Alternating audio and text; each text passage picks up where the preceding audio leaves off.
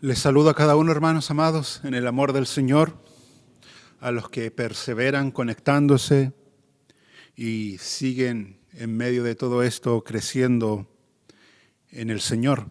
Vaya mi saludo para cada uno de ustedes. Quiero invitarlos a que abran su Biblia en el libro de Marcos, capítulo 10, versículos 32 al 45. Libro de Marcos, capítulo 10, versículos 32 al 45. Si tiene su Biblia allí abierta para que acompañe la lectura. Y si no, le pido que ponga atención a los versículos que van a ser leídos. Dicen así: iban por el camino subiendo a Jerusalén, y Jesús iba adelante, y ellos se asombraron y le seguían con miedo. Entonces, volviendo a tomar a los 12 aparte, les comenzó a decir las cosas que le habían de acontecer. He aquí, subimos a Jerusalén, y el Hijo del Hombre será entregado a los principales sacerdotes y a los escribas, y le condenarán a muerte, y le entregarán a los gentiles, y le escarnecerán, le azotarán, y escupirán en él, y le matarán. Mas antes, al tercer día, resucitará. Entonces Jacobo y Juan, hijos de Zebedeo, se le acercaron diciendo: Maestro, querríamos que nos hagas lo que pidiéramos.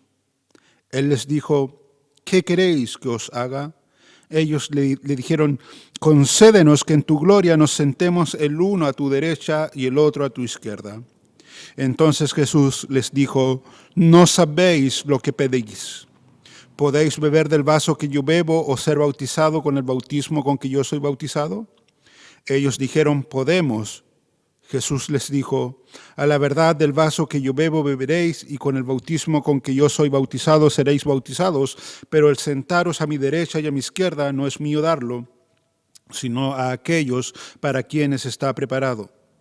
Cuando lo oyeron los 10, comenzaron a enojarse contra Jacobo y contra Juan, mas Jesús, llamándolos, les dijo: sabéis que los que son tenidos por gobernantes de las naciones se enseñorean de ellas, y sus grandes ejercen sobre ella potestad. Pero no será así entre vosotros, sino el que quiera hacerse grande entre vosotros será vuestro servidor, y el que quiera de vosotros el que de vosotros, quiera ser el primero, será siervo de todos. Porque el Hijo del Hombre no vino para ser servido, sino para servir y para dar su vida en rescate por muchos. Señor, te alabamos, yo te alabo, mi alma te alaba por esta palabra. Te doy gracias, Señor, porque tú la dejaste allí. Y te doy gracias, Señor, porque hoy podemos también, Señor, rastrillar sobre ella. No hay duda, Señor, de que esta es una de las porciones de tu palabra que más refleja la condición del corazón del hombre.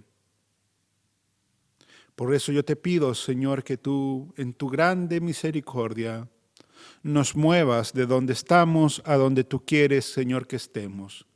Transforma nuestro corazón, haznos ver nuestra condición, Señor. Y si estamos fallando, muévenos, aliéntanos para seguir, Señor, tus pisadas. En el nombre de Jesús. Amén y amén. Amén. Jesús, hermanos amados, ha estado en la región de Perea, eso ya lo hemos visto. Ahora va por el camino o por la vía de Jericó rumbo a Jerusalén. Jerusalén está situada sobre unos pequeños montes en un lugar medianamente alto. Por eso el texto en el versículo 32 que ya leímos dice que ellos iban por el camino subiendo a Jerusalén. Esa es la vía de Jericó. Y el texto también nos dice que Jesús en esta travesía iba adelante y ellos, los que lo seguían, se asombraron y le seguían con miedo. Tú tienes que recordar que Jerusalén, hasta este punto, Marcos lo ha identificado como el centro de la oposición que tiene Jesús. Es desde Jerusalén de donde vienen los escribas y los fariseos, y es en Jerusalén donde se maquinan todos estos planes para procurar la muerte del Señor Jesucristo. Es por esa razón que Lucas capítulo 9, versículo 51, dice que cuando se cumplió el tiempo en que él había de ser recibido arriba, ese es el tiempo de su crucifixión, de su muerte, de su ascensión, afirmó su rostro para ir a Jerusalén.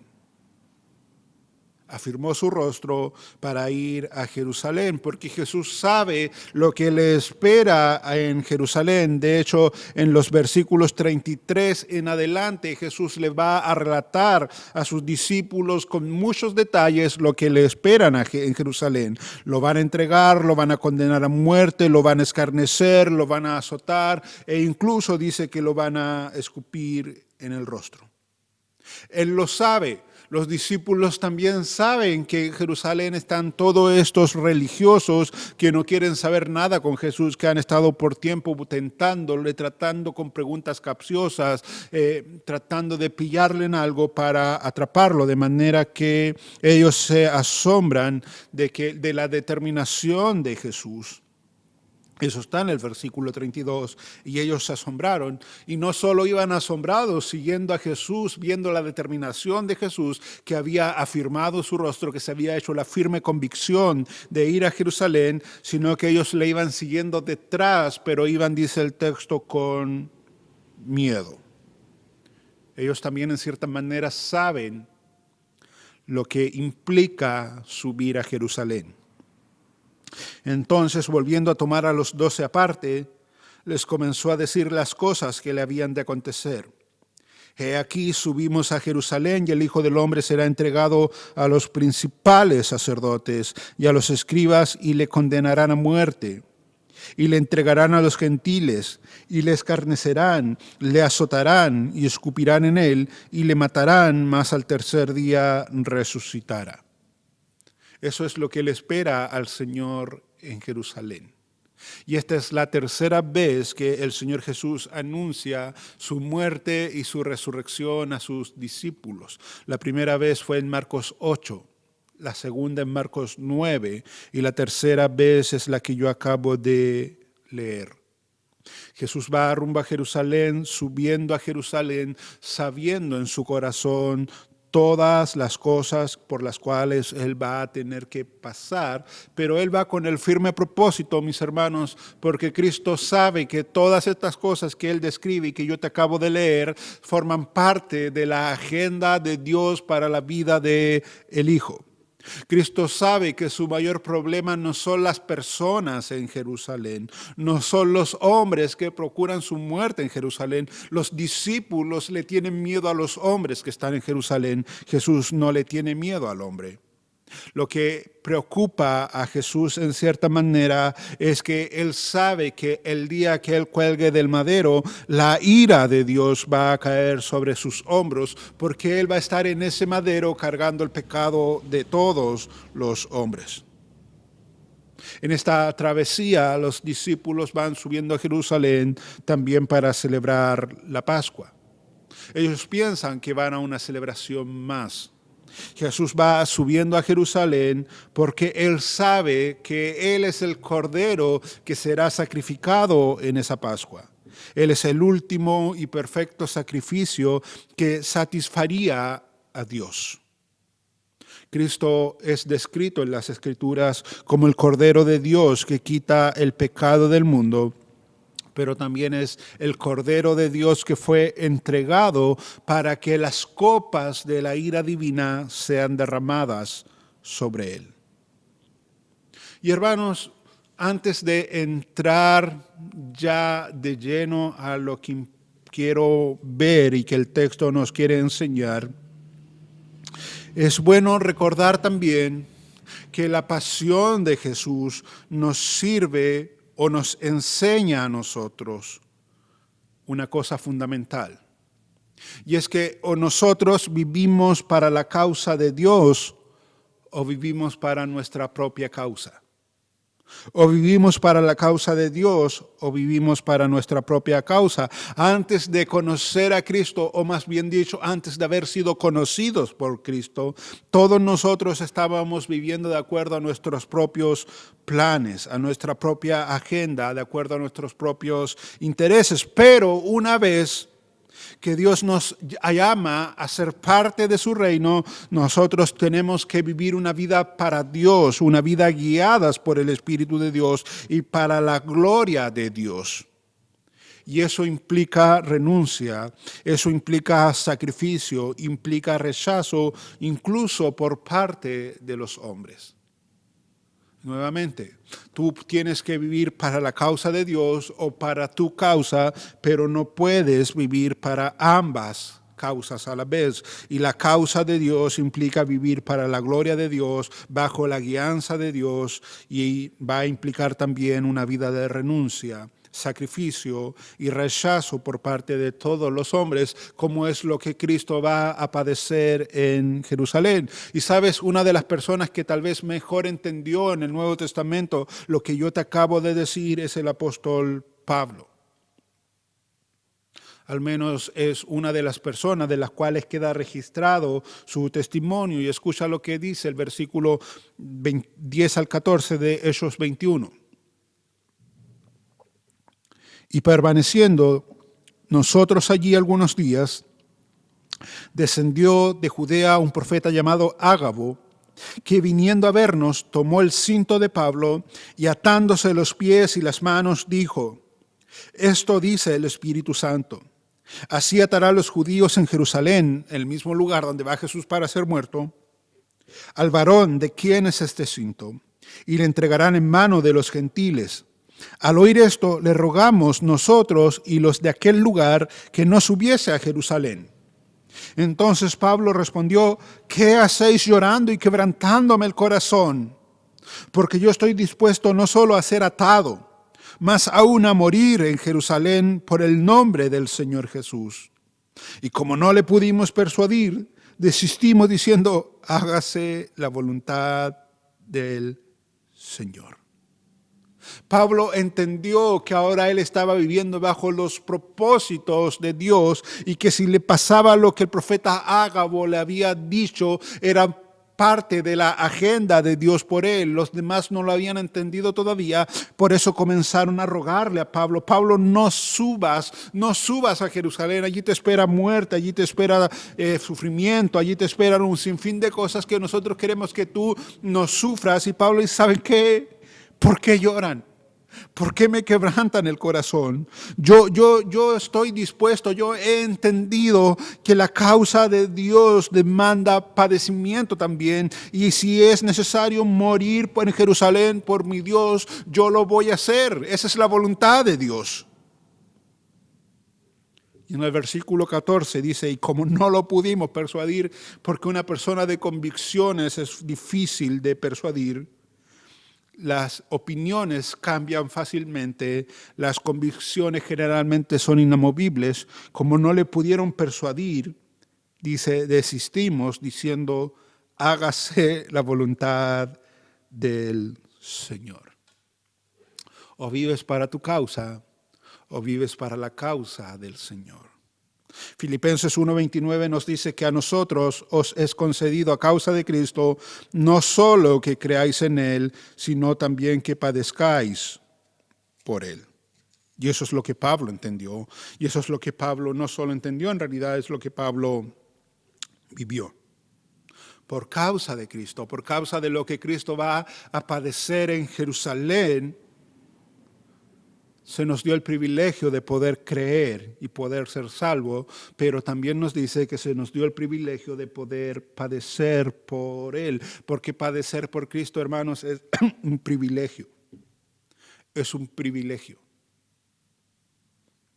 Juan 15:20 dice: acordaos de la palabra que yo os he dicho. El siervo no es mayor que su Señor. Si a mí me han perseguido, dice Jesús, también a vosotros os perseguirán. Si han guardado mi palabra, también guardarán la vuestra.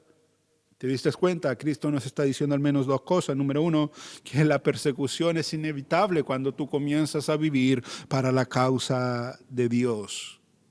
El mundo te empieza a perseguir. Pero sabes, cuando tú vives para la causa de Dios, los religiosos también comienzan a perseguirte. Los que han estado bajo un templo, pero no han regenerado su corazón, comienzan a levantarse con acusaciones, con falsos testimonios, blasfemando, contra el nombre de los hombres y mujeres que están viviendo para la causa de Dios. Pero escucha, lo segundo que Jesús nos enseña es que si a pesar de la persecución nosotros nos mantenemos fieles e íntegros, esa fidelidad y esa integridad es el combustible que enciende el mensaje también entregado para que las personas puedan terminar creyendo. Si han creído mi palabra, si han guardado mi palabra, también guardarán la vuestra. De manera que, hermanos amados, si la vida cristiana a ti no te está costando nada, si es algo que aparentemente no te está llevando a hacer ningún tipo de sacrificios, entonces tú tienes que preguntarte si realmente lo que estás viviendo es cristianismo o mera religiosidad. Porque la palabra del Señor dice no solo una, múltiples veces que el que vive una vida piadosa ha de sufrir persecución. Y no solo por el mundo, la persecución por el mundo es bastante evidente y bastante común. La persecución muchas veces, como yo te acabo de decir, comienza en el seno incluso de la iglesia, de los que dicen ser creyentes, empiezan a perseguir a los que están viviendo una vida de piedad. Ahora, volviendo al texto de hoy, esta es la tercera vez que Jesús anuncia su pasión. El Hijo del Hombre sube a Jerusalén, será entregado, pero ¿sabes? El texto nos muestra claramente también cómo es el corazón del hombre. Y queda evidenciado en la persona de Juan y Jacobo y luego en todos los discípulos, porque Juan y Jacobo vienen donde Jesús, una vez que Jesús ha anunciado su pasión, con una petición al menos fuera de lugar. Escucha, esto es lo que Jesús está diciendo. El Hijo del Hombre será entregado a los principales sacerdotes y a los escribas y le condenarán a muerte.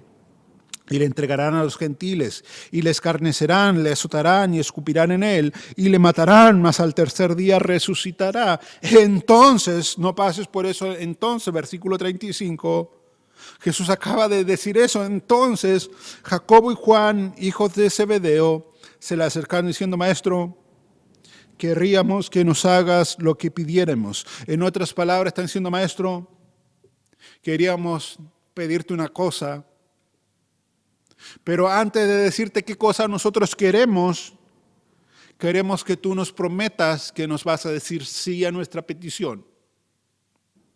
Maestro, queremos pedirte un cheque en blanco. Queremos que tú lo firmes antes y luego nosotros le vamos a poner el monto. Querríamos que nos hagas lo que pidiéremos. Él les dijo, versículo 36, ¿qué queréis que os haga? Ellos le dijeron, concédenos que en tu gloria nos sentemos al uno a tu derecha y el otro a tu izquierda. Yo no sé, hermanos amados, si tú tienes el discernimiento para ver cómo es el corazón caído del hombre en este texto. Pero yo creo firmemente que no hay pasaje que muestre claramente o tan claramente como este, cuán diametralmente opuestos son los valores del reino y los valores que rigen a los hombres. Jesús aquí está enseñando que Él vino a dar su vida en rescate por muchos, el Hijo del Hombre. El Hijo de Dios vino a entregar su vida y Juan y Jacobo están pensando en recibir y en recibir para ellos. Jesús está diciendo que tiene que morir en manos de hombres. Dios siendo muerto en manos de hombres y Juan y Jacobo quieren poder para gobernar a los hombres. Jesús está diciendo que Él va a morir ocupando el último lugar porque se humilló hasta lo sumo, dice Filipenses 2. Jesús va a morir ocupando el último lugar. Juan y Jacobo quieren vivir ocupando el primer lugar, la diestra de Dios. Jesús está diciendo que tiene que sufrir el escarnio y ser escupido por los hombres. Juan y Jacobo están pensando en tener honor y gloria. ¿Te das cuenta cuán diametralmente opuestos es el corazón de Dios con el corazón de los hombres? Pero este texto también, hermanos amados, nos muestra que la humildad frecuentemente no tiene problemas en ceder su lugar. Es el orgullo el que siempre quiere poder y mejores posiciones. La humildad se centra en los propósitos de Dios. Voy a subir a Jerusalén, voy a ser muerto, voy a ser entregado, voy a ser escupido. Eso es humildad. La humildad siempre está centrada en los propósitos de Dios. El orgullo siempre está centrado en sus propios propósitos e intereses.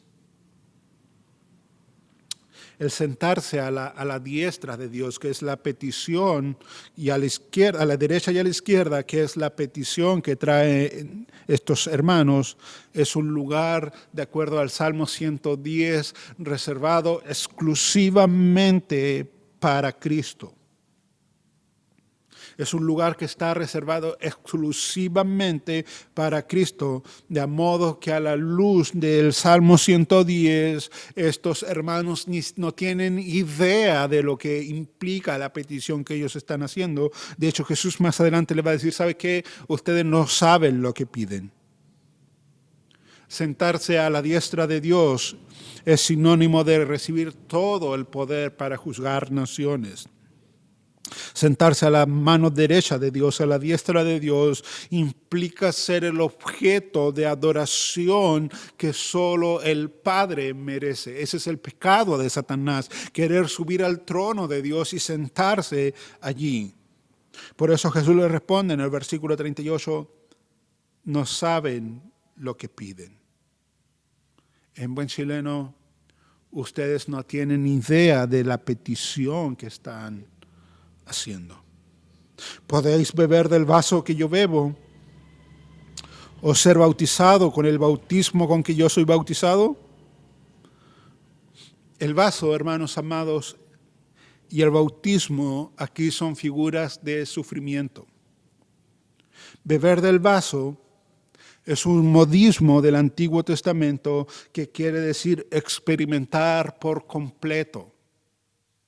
Experimentar por completo, y en este caso experimentar por completo la ira de Dios, porque Cristo en la cruz, hermanos amados, no experimentó una parte de la ira de Dios, no, Él experimentó por completo la ira de un Dios santo. Ahora, Juan y Jacobo están completamente desenfocados. Porque ellos en su atrevimiento y en su ignorancia, porque si hay algo que califica la ignorancia es que la ignorancia frecuentemente es atrevida. Ellos dijeron, podemos. Versículo 39. Jesús les dijo, a la verdad del vaso que yo bebo beberéis y con el bautismo con que yo soy bautizado seréis bautizados. Pero el sentaros a mi derecha y a mi izquierda no es mío darlo, sino a aquellos para quienes están preparados. Si tú ves la historia de la iglesia, te das cuenta que efectivamente Juan y Jacobo bebieron en cierta manera la copa y fueron bautizados con el bautismo de Jesús, porque Jacobo fue decapitado en Hechos 12 y Juan fue exiliado. Juan, que trae esta petición, es el primero en morir de los apóstoles y Juan es el último en morir. Ahora, cuando Jesús le pregunta a ustedes, ¿pueden hacer esto? Ellos dijeron, podemos. Ustedes están en condiciones de soportar la ira de Dios Padre cayendo sobre sus lomos. Sí, maestro, podemos. Porque la ignorancia, hermanos amados, es atrevida. El pecado de estos hermanos es que ellos tenían un concepto de ellos más alto que el que debían tener. Y ese es el pecado también que quema a toda la raza humana. Todos nosotros tenemos un concepto más alto de nosotros mismos que el que debiésemos tener.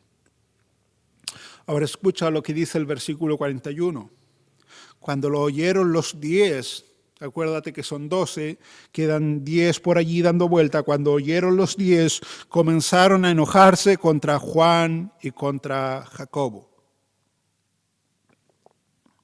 Juan y Jacobo querían poder, pero sabes, el resto no se enojó por lo pecaminoso de la petición de Juan y Jacobo, por la respuesta que Jesús le va a dar más adelante. Deducimos que ellos se enojaron porque ellos querían exactamente lo mismo, hubiesen querido lo mismo. Porque sabes, hermano amado, yo estoy convencido que si los otros 10 hubiesen sido humildes, no se hubiesen enojado. Si ellos hubiesen sido humildes, ellos se hubiesen entristecido por el pecado en el corazón de Juan y Jacobo. Porque la humildad frecuentemente se conmueve frente al pecado de los demás. El orgullo es el que condena y el que se enoja con facilidad cuando ve el pecado en el otro. De hecho, Jesús más adelante va a llegar precisamente a Jerusalén y en uno de los montes, antes de llegar a Jerusalén, Él ve a Jerusalén y Él llora por Jerusalén. Él no se enoja porque llega a Jerusalén, Él llora a Jerusalén. Jerusalén, Jerusalén, cuántas veces te quise juntar como la gallina junta sus polluelos, pero tú no quisiste. Por el contrario, ¿tú te acuerdas que en una aldea samaritana de Samaria, un grupo de personas no quiso escuchar precisamente a Juan y a Jacobo, no quisieron escuchar la predicación de Juan y Jacobo, y ellos no se conmovieron por la incredulidad, por el pecado de ellos, no, ellos se enojaron y ellos querían hacer caer fuego sobre ese lugar, porque el pecado, hermano, perdón, la humildad se conmueve cuando ve el pecado de los demás. Es el orgullo el que se enoja. Hay hermanos que uno sabe y hermanas que uno sabe que no están viviendo una vida acorde al llamado que han recibido. Uno sabe en los pasos que andan, pero lejos de causarnos rabia nos causa tristeza su condición, su corazón. Sobre todo nos causa tristeza el hecho de pensar que algún día todos tendremos que comparecer delante del tribunal de Cristo a dar cuenta de todo lo que hemos dicho o hecho. Porque los hombres no se enteran de nuestras andanzas o nuestros pecados, pero no es a los hombres a los cuales tenemos que rendir cuenta. Al que tenemos que rendir cuenta, hermanos amados, es a Dios. Y Dios sí está enterado de todo lo que nosotros decimos o hacemos. Ahora, sería bueno preguntarnos también, hermanos amados, ¿cómo actúas tú frente al pecado de los demás? ¿De manera misericordiosa o de manera condenatoria? ¿Cómo actúas tú frente al pecado de los demás? ¿Muestras misericordia o muestras condenación? El corazón humano que no ha sido moldeado, que no ha sido trabajado por Dios, que no se ha dejado trabajar en realidad, generalmente juzga aquello que él mismo practica. Romanos 2:1 dice, por lo cual eres inexcusable, oh hombre, quien quiera que tú seas. Quien quiera que tú, por lo cual eres inexcusable, oh hombre, quien quiera que seas tú que juzgas. Ahí está. Pues en lo que juzgas a otro, te condenas a ti mismo, porque tú que juzgas a otro, haces lo mismo. Ese es el corazón del hombre. que ve el pecado en el otro, ese pecado le enoja, le molesta, le irrita, lo lleva a condenar ese pecado, pero ese hombre está tan cegado también por su propio pecado que no acaba de ver que él está juzgando algo que frecuentemente practica él también. Por eso yo te decía que tal vez no hay pasaje en todo el Nuevo Testamento que ponga de manifiesto lo opuesto que son los valores de Dios y los valores de los hombres. Lo diametralmente opuesto que es el corazón de Dios con el corazón de los hombres. Ahora escucha el versículo 42. Mas Jesús llamándolos a los 12, los 10 que vinieron con la petición, más los 2 que vinieron con la petición, perdón, más los 10 que se enojaron, Jesús los llama, les dice, ¿saben? Los que son tenidos por gobernantes de las naciones se enseñorean de ellas, y sus grandes ejercen sobre ella potestad, pero no será así entre vosotros, sino el que quiera hacerse grande entre vosotros será vuestro servidor, y el que de vosotros quiera ser el primero será siervo de todos, porque el Hijo del Hombre no vino para ser servido, sino para servir y para dar su vida en rescate por muchos. Jesús hace un contraste, hermanos amados, entre lo que motiva a los inconversos para tener poder y lo que debiese motivar a los creyentes para tener poder. En el mundo, dice Jesús, la grandeza se mide por cuántas personas tengo por debajo de mí. En el reino de Dios, la grandeza se mide por cuántas personas yo les sirvo. En el mundo la grandeza está relacionada con la capacidad de controlar. En el reino con la capacidad de servir. La motivación del mundo para tener poder no es el servicio. Es el hambre de querer mostrarse superiores, querer mostrarse mejor que los demás. Porque ellos, una vez que obtienen ese poder, su ego y su orgullo comienzan a ser saciados. Pero una vez más, escucha cómo comienza el versículo 43. Mas Jesús llamándolos les dijo, sabéis que los que son tenidos por gobernantes de las naciones se enseñorean de ellos y sus grandes ejercen sobre ellos potestad. Así funciona el mundo. Pero, nunca pases por alto un pero en la Biblia, pero no será así entre vosotros. El mundo queda ya con sus costumbres. Acá no tiene que ser así, sino que acá el que quiera hacerse grande, el que quiera tener nombre, el que quiera tener reconocimiento, tiene que ser un servidor. Y el que de vosotros quiera ser el primero, será siervo de todos. Ese pero, yo te decía, es muy importante porque nos hace mirar en otra dirección. Ese pero nos está mostrando una contracultura que tiene que ser abrazada por la iglesia de Dios. El mundo tiene una forma, una estructura, pero esa forma y esa estructura no tienen nada que ver con el reino de Dios. Hermanos, cuidado con querer traer las formas del mundo a la iglesia. Cuidado con querer traer las formas del mundo a la iglesia. En el reino de Dios, dice Jesús, si una persona quiere ser grande, tiene que comenzar por servir. De hecho, Jesús aquí usa 2 palabras claves, servidor y siervo. Y servidor viene de diáconos. Diáconos fueron las personas que fueron elegidas para servir las mesas. Ellos no fueron elegidos para estar de cabecera de mesas. No, ellos fueron elegidos para servir y servir las mesas, servir a los demás. Y la otra palabra que Jesús usa es siervos, que en realidad es doulos y significa esclavo. Ahora escucha por favor con atención porque el planteamiento de Cristo es este. Nosotros somos esclavos y estamos llamados a servir.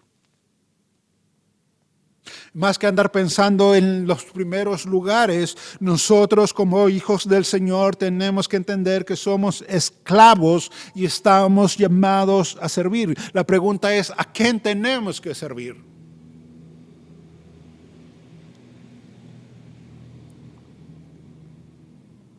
Pastor, eso es fácil, tenemos que servir a Dios. Sí, es verdad. Pero no es lo que el texto de hoy está diciendo. ¿A quién tenemos que servir? Escucha lo que dice el versículo 44. El que de vosotros quiera ser el primero será siervo no de Dios en este contexto, será siervo de todos. Y por favor, hermano querido, escúchame con mucha atención lo que yo te estoy o te voy a decir. Porque es lo que Cristo está diciendo, pero yo estoy seguro que cuando yo te lo diga, tu carne va a sacudirse. Y que tu mente va a comenzar inmediatamente a buscar la forma de sacarle el cuerpo a la enseñanza. Pero son enseñanzas de Jesús. Lo que Jesús está diciendo aquí, el que de vosotros quiera ser el primero será siervo de todos.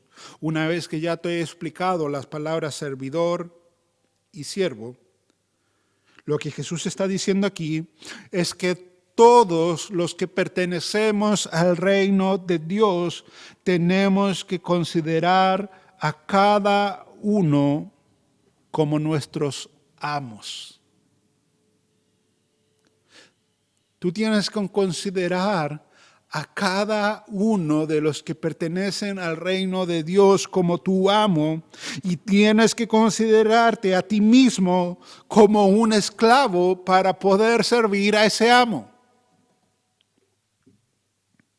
Eso es lo que el texto está diciendo. No, pastor, pero ¿cómo yo voy a considerar, cómo usted está diciendo que yo tengo que los demás hermanos ahora pasan a ser mi amo, yo soy su esclavo y tengo que servir? Sí, eso es lo que el texto está diciendo. El que de vosotros quiera ser el primero será siervo, esclavo de todos, y para que tú seas esclavo de todos, tú necesitas considerar a esos todos como tu amo, porque un esclavo necesita tener un amo. Ah, pastor, pero es que ahí yo leo ahí y ahí dice que el que quiera ser el primero, entonces yo no quiero ser el primero, yo no me interesa ser el primero, yo no, por lo tanto esa enseñanza no es para mí. No, es para ti. Porque no es un tema de querer o no querer, es un tema de obediencia. Filipenses 2:5 dice, haya pues en vosotros este sentir que hubo también en Cristo Jesús, el cual siendo en forma de Dios, no estimó el ser igual a Dios como cosa que aferrarse, sino que se despojó a sí mismo, tomando forma de siervo, de esclavo, eso semejante a los hombres, y estando en la condición de hombre, se humilló a sí mismo, haciéndose obediente hasta la muerte y muerte de cruz. Ese es el sentir que tiene que haber en tu vida y en mi vida.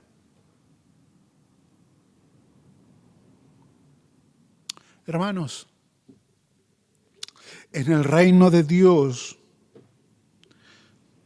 tener una posición de liderazgo no es para tener mayores privilegios, es para tener mayores responsabilidades. Permíteme decirlo una vez más. En el reino de Dios, tener una posición de privilegio, de liderazgo, estar a la cabeza de algo, de una iglesia, de una institución, de lo que sea, no es para tener mayores privilegios, es para tener mayores responsabilidades. Tú estás llamado a servir. Tú tienes que morir a ti mismo de tal manera que tienes que considerarte un esclavo de los demás, porque mientras no hagas eso, tú no vas a poder servir. Tú tienes que aprender a tomar tu cruz todos los días porque no hay otra forma de seguir a Cristo. Todos los días necesitamos crucificar nuestra carne que se rebela contra lo que Dios quiere que nosotros hagamos. Pero sabes, hermano amado, tú también tienes que saber que una cosa es servir y otra cosa muy distinta es amar a quien uno sirve. Una cosa es servir y otra cosa muy distinta es amar a los que estamos sirviendo. Tú puedes servir y no amar, pero tú no puedes amar sin servir. Predicar es fácil, pero yo tengo que amar a aquellos a quienes le estoy predicando. Coordinar un servicio es fácil, pero tú tienes que amar a aquellos que van a presenciar ese servicio. Cantar una alabanza, casi todo el mundo lo puede hacer, pero tú tienes que amar a aquellos que van a escuchar la alabanza que tú estás cantando. Servir una mesa no requiere grandes talentos, grandes dones. Pero tú tienes que amar también a los que están sentados allí a la mesa. Porque tú puedes servir y no amar, pero no puedes amar sin servir. Jesús, la palabra de Dios dice que Jesús a estos 12 los amó hasta el fin y ese amor le motivó a servirle. Y para ejemplificarlo más aún, Jesús agrega en el versículo 45, porque el Hijo del Hombre no vino para ser servido, sino para servir y para dar su vida en rescate por muchos. Porque el Hijo del Hombre no vino para ser servido, sino para servir y para dar su vida en rescate por muchos. Esto lo digo de manera muy pastoral y con mucho amor en el corazón. Pero creo firmemente a la luz de las enseñanzas de estos pasajes que todos aquellos que se han ido restando este tiempo, que no están dispuestos a servir, debiesen volcarse sobre sus rodillas y arrepentirse delante de Dios. Porque el no servir es pecado. La palabra del Señor nos dice que incluso el Hijo del Hombre, Dios mismo, que tiene el derecho de por sí a que toda la creación se arrodille delante de Él y le sirva, ni aun Él mismo vino a esperar que los demás le sirvan, sino que Él se encarnó, vino en carne a servir a los hombres que luego lo van a crucificar. Y si Cristo vino, hermano, con esa actitud, ¿por qué tú te restas del servicio? Debieses arrepentirte delante del Señor. Debieses arrepentirte delante del Señor por el pecado de la pasividad. ¿Sabes? Para tener la actitud de Cristo, nosotros también tenemos que aprender a despojarnos de todas nuestras pretensiones de derechos, privilegios y poder. Para poder tener la actitud de Cristo, nosotros necesitamos despojarnos de toda pretensión de derechos, privilegios y poder. Tenemos que empaparnos con el sentir que hubo en Cristo Jesús. Y tal vez alguien esté diciendo, pastor, pero que Él es Cristo, Él es Dios. Sí, es verdad, pero déjame mostrarte a dos hombres en la palabra que se empaparon de ese sentir. Escucha, Filipenses 2, 19 en adelante. Espero, dice Pablo, en el Señor Jesús, enviaros pronto a Timoteo, para que yo también esté de buen ánimo al saber de vuestro estado, pues a ninguno tengo del mismo ánimo y que tan sinceramente se interese por vosotros. Escucha, porque todos los demás buscan lo suyo propio, no lo que es de Cristo Jesús. ¿Te das cuenta? Ya en ese tiempo la iglesia no le importaba lo que eran los valores del reino, cada uno estaba centrado en sus propios intereses. Y Pablo dice, ¿sabe qué? Timoteo es distinto.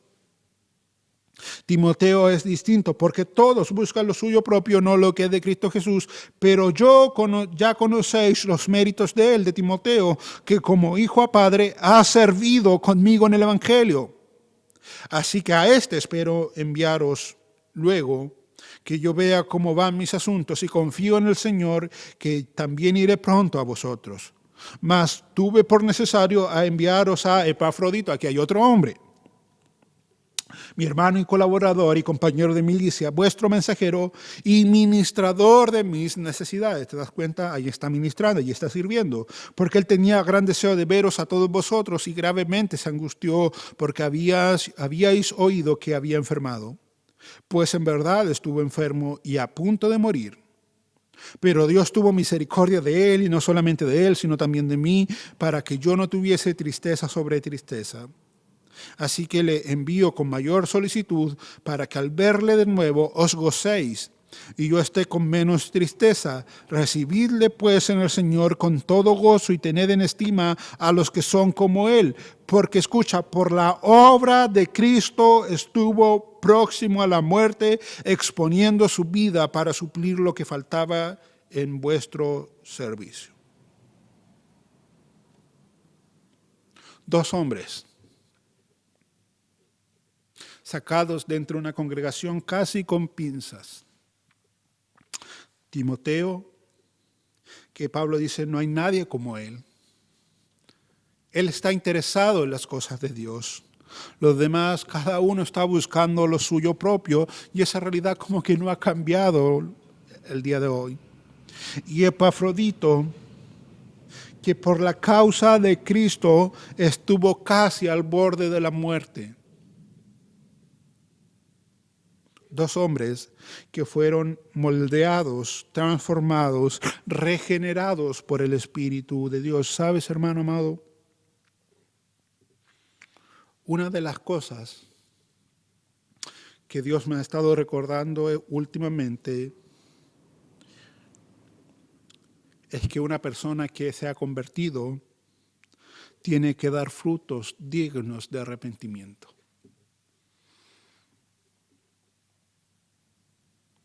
Y el servicio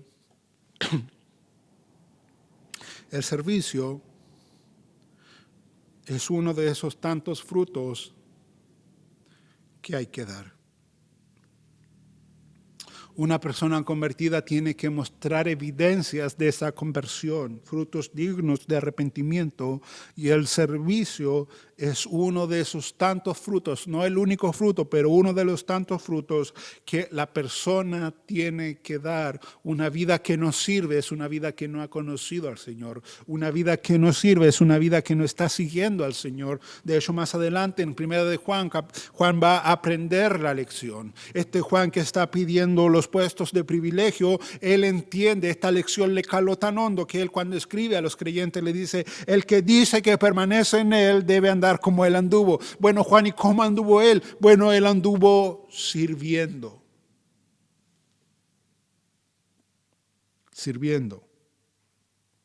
Y ya para ir cerrando, déjame leerte el último versículo que es de suma importancia. Versículo 45, porque el Hijo del Hombre no vino para ser servido, sino para servir y para dar su vida en rescate por muchos. Jesús vino, hermanos amados, a dar su vida en rescate por muchos. Y posiblemente haya hoy alguien que nos pueda estar escuchando o que nos va a escuchar después que aún no le haya entregado su vida a Cristo.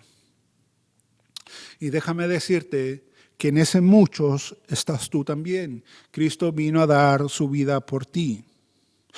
Todo lo que el Evangelio de Marcos nos ha dicho hasta ahora es para llegar a este punto también. La misión de Cristo es esta. Él vino a dar su vida en rescate por muchos. La palabra rescate es lutrón en griego aquí, es lutrón. ¿Y qué es lutrón? Implica pagar la deuda de alguien. Sabes, tú tienes una deuda moral delante de Dios. Tú tienes una deuda moral delante de Dios, pero sabes, esa deuda fue pagada en la persona de Cristo. Él la pagó con un precio muy alto, su sangre. Su sangre. Él vino a dar su vida en rescate por tu vida, para que tu deuda moral con Dios sea cancelada. Sea cancelada. Él no vino, por decirlo en cierta manera, a matar o a él no lo van a matar los hombres en Jerusalén. Aunque desde la perspectiva humana son hombres los que lo van a colgar de una cruz, pero a él no lo van a matar los hombres. Él está siendo entregado, él está siendo ofrendado para dar su vida por los demás, dice Jesús en Juan 17, 10-17. Por eso me ama el Padre, porque yo pongo mi vida para volverla a tomar. 10:18. Nadie me la quita, sino que yo de mí mismo la pongo. Tengo poder para ponerla y tengo poder para volverla a tomar. Este es el mandamiento que yo recibí de mi Padre. ¿Te das cuenta? Él está poniendo voluntariamente su vida para que los demás lo azoten, lo escupan, lo maten en rescate por ti, que no has saldado tu deuda moral con Dios. Para que tú puedas vivir en paz con Dios, para que tú puedas pasar a ser llamado hijo de Dios. Y una vez que tú estás en Cristo, todas las cosas comienzan de cero con Dios. Escucha, y con esto termino, 2 Corintios 5 en adelante, 5:17 en adelante. De modo que si alguno está en Cristo, nueva criatura es. Las cosas viejas pasaron, he aquí, todas son hechas nuevas. Gloria al Señor. No importa tu pasado, no importa. No importa. El Señor dice, ¿sabes qué? Si tú estás en Cristo, si tú te vas a Él en arrepentimiento y fe, Cristo te va a hacer una nueva criatura y para Él las cosas viejas quedan atrás. Y todas son hechas nuevas. Y todo esto proviene de Dios, de quien nos reconcilió consigo mismo por Cristo. ¿Te das cuenta? Y nos dio el ministerio de la reconciliación, que Dios estaba en Cristo reconciliando consigo al mundo, no tomando en cuenta a los hombres sus pecados, y nos encargó a nosotros las palabras de la reconciliación. Así que somos embajadores en nombre de Cristo, como si Dios rogase por medio de nosotros. Os rogamos en nombre de Cristo, reconciliaos con Dios. Al que no conoció pecado, por nosotros lo hizo pecado, para que nosotros fuésemos hechos justicia de Dios en él. ¿Te das cuenta, hermano, querido amigo que nos pueda estar viendo? No soy yo ni siquiera te conozco. Tal vez nunca nos vamos a ver cara a cara, pero es Dios diciéndote por medio de este vaso de barro, reconcíliate con Él. Reconcíliate con Él. Él envió a su Hijo a dar su vida en rescate por tu vida. Él quiere hacerte nueva criatura. Él quiere hacer un proyecto hermoso de ti. Quiere formar la imagen de Cristo en ti. Él no estaba tomándole en cuenta a los hombres sus pecados. ¿Te das cuenta? No importa el pecado que tú tengas. No importa el pecado que tú hayas cometido. Él no lo está tomando en cuenta hoy. Él quiere que tú te reconcilies con Dios. Él quiere que tú vayas a Cristo en arrepentimiento y en fe. Él nos ha encargado a nosotros, su iglesia, decirte, Dios te está esperando. Dios quiere que tú vayas a Él. Dios quiere que abandones la vida que estás llevando y comiences a vivir una vida para Dios. ¿Estás dispuesto? ¿Quieres entregar tu vida al Señor? Luego vamos a estar orando por ti. Pero hermanos, también les hablo a los de la iglesia, a aquellos que ya han sido redimidos por la sangre de nuestro Señor Jesucristo. A aquellos que ya han sido salvos de sus pecados, a aquellos que ya pueden decir, yo soy un hijo del Señor. Sabes, ahora que tú eres un hijo del Señor, tú tienes que comenzar a vivir como el Señor nos dejó ejemplo. Tú tienes que comenzar a servir, tú tienes que comenzar a considerarte a ti un esclavo para poder servir a los demás. Tú tienes que comenzar a desprenderte de toda pretensión de derechos, de privilegios, de poder y entender que tú eres un siervo, entender que tú tienes que comenzar a vivir para la gloria de Él, en el poder de Él y para el reino de Él. Tú tienes que entender que las cosas ahora ya no son como eran antes. El mundo quedó allá en el mundo, en su lugar de tinieblas. Ahora estamos en un lugar de luz y luz admirable, donde las cosas son diametralmente opuestas. Si tú quieres estar arriba, tú tienes que bajar y comenzar a servir. Si tú quieres estar al frente, tú tienes que ser servidor de todos y pasar al último lugar. Si tú quieres ganar tu vida, tú tienes que perderla. Son las cosas diametralmente opuestas. Deja que el Señor te transforme. Deja que el Señor te moldee. Comienza a exhibir en tu vida el carácter de Cristo para la gloria de Él, para la gloria de Dios y para la edificación de la iglesia de Dios. Vamos a orar. Padre, alabo tu nombre, bendigo tu nombre, Señor. Y te doy gracias, Padre, por tu palabra que está allí, que sigue siendo tan pertinente, Padre, para nuestros días. Una palabra, Señor, viva y eficaz para nosotros, que nos desafía y que tal vez a nuestra carnalidad es una palabra que no le gusta oír. Porque nuestra carne quiere privilegios, nuestra carne quiere posesiones, nuestra carne quiere poder, quiere controlar, quiere someter. Pero, Señor, ayúdanos a entender que somos siervos. Ayúdanos a entender que estamos llamados a servir.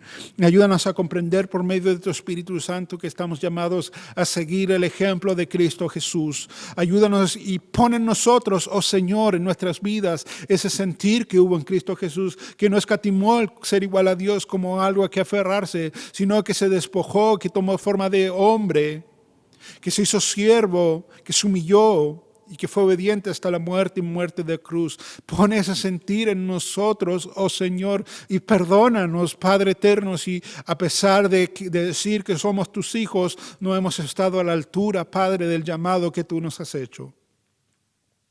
Pero también oro, mi Señor, por aquella persona, aquella amigo, amiga que nos pueda estar viendo o que nos va a ver, Señor, más adelante, para que tú uses tu palabra, Señor, para que tu palabra penetre su entendimiento y ellos puedan entender, Señor, el amor de Cristo que vino a entregar su vida por nosotros, que tú no nos tomas en cuenta nuestros pecados, que tú esperas, Señor, que cada hombre, Señor, se reconcilie contigo. Oh Señor, te alabamos, bendecimos tu santo, santo nombre. En Cristo Jesús. Amén y amén. Y antes de retirarme, hermanos amados, de este lugar, ya se me ha ido la hora. Quiero dejar un aviso, aunque luego también lo voy a estar compartiendo durante la semana en la página de la iglesia y en los grupos internos de la iglesia. Pero quiero que pongan atención. Este miércoles, Dios mediante, vamos a hacer un pequeño cambio en nuestro estudio. Los miércoles tenemos estudio que vamos lanzando por la página de Facebook de la iglesia y este miércoles vamos a hacer un pequeño cambio. ¿Cuál es el cambio? Este miércoles vamos a hablar del bautismo. Tenemos un grupo, gracias al Señor, que se quiere bautizar y a ellos en especial es la invitación para poder dialogar, para poder compartir, pero no es solo para ellos, es para la iglesia en general. Yo quiero que tú te sumes también. Y sabes, el Señor nos ha dado el privilegio de poder compartir su palabra a través de pantallas. Hemos estado encerrados, mal la palabra del Señor no está encerrada, no está cautiva, no está prisionera. Y si a lo largo de este año el Señor te ha ido hablando, hablo ahora a los que no son de la iglesia, pero el Señor te ha ido hablando y tú has entregado tu vida al Señor tal vez y nosotros no sabemos. Yo te invito a que tú te pongas en contacto con nosotros y te sumes también a este estudio del bautismo. O tal vez hermanos que han estado en la iglesia y que no se han bautizado todavía y quieran bautizarse, yo también los invito. La invitación es para todas las personas que quieran participar, para que el miércoles 7:30, no lo vamos a hacer a las 20 horas como es el estudio, 7:30, vía Zoom. Nos reunimos a estudiar la palabra del Señor. Insisto, y quiero ser claro en esto, no es solo para aquellos que se van a bautizar, es el estudio de la iglesia, toda la iglesia está invitada a participar. Así dialogamos, así conversamos, nos vemos los rostros y también vamos a conocer en cierta manera a los hermanos que quieran bautizarse. Ya, ese es el aviso. Espero verles. Que el Señor les bendiga, hermanos amados. Tengan una hermosa semana en el Señor. Nos vemos.